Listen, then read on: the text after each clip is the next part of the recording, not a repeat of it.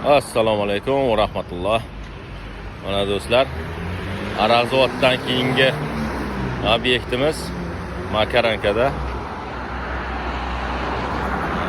Makarankadagi ham ishimiz bitib qoldi.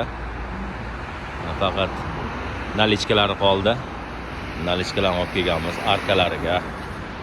Ustum ikkita burchakdan tushadi. Mana do'stlar, xato kamchiliklarini kommentariyaga yozib qo'yinglar.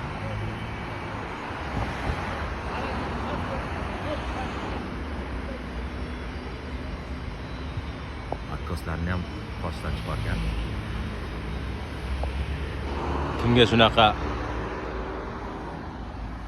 shunaqa xizmatlar kerak bo'lsa, ekrandagi nomerlarga aloqaga chiqinglar, yetkazib olib beramiz.